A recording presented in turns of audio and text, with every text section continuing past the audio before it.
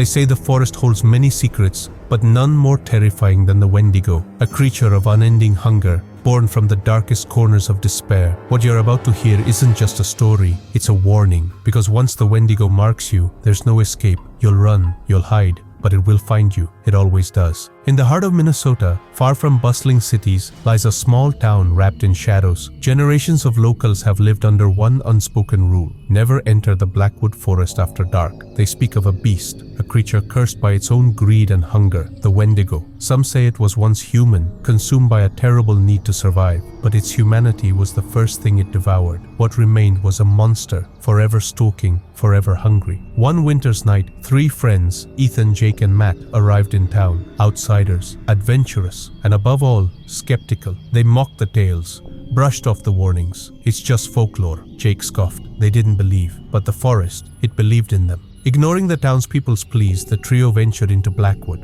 At first it was just a normal hike. The air was crisp, the ground damp. But as they moved deeper, the atmosphere began to change. The trees grew denser, their gnarled branches twisting together like skeletal hands. The forest seemed to breathe, its air heavy with decay and something else, something ancient, something hungry. They found themselves in a clearing. Before them stood a cave, its entrance dark and foreboding. Strange symbols were etched into the rocks, warning signs, ancient words to keep people away. But they were past the point of no return. That's when they heard it, a voice, low and guttural, carried on the wind. "You shouldn't have come." They froze. Ethan whispered, "Did you hear that?" But before anyone could answer, 2 glowing eyes appeared in the cave's darkness. The beast stepped forward, its body a grotesque sight, skeletal, with skin stretched so tight it seemed ready to tear. Its breath reeked of death, and its mouth was lined with razor-sharp teeth, each glistening with saliva. The Wendigo. It didn't attack immediately. No, it wanted them to feel it, to know what was coming. It let out a scream that echoed through the trees,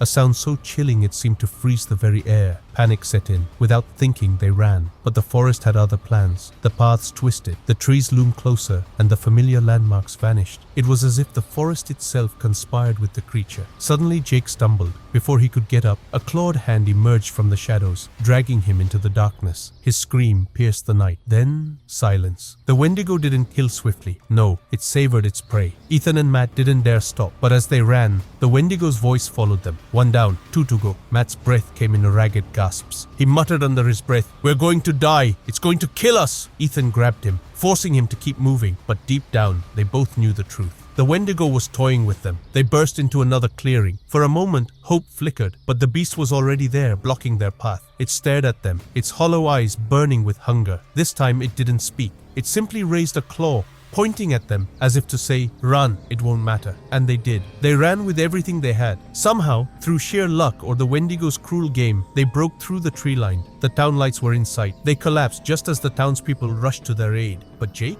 He was gone, taken, devoured. The Wendigo had claimed another victim. To this day, Blackwood remains. The Wendigo waits, lurking in the shadows, listening for the next fool to step beyond the safety of the town. So if you ever find yourself near those cursed woods, remember this tale, because once the Wendigo marks you, it never stops hunting. And some say you can still hear Jake's screams in the dead of night.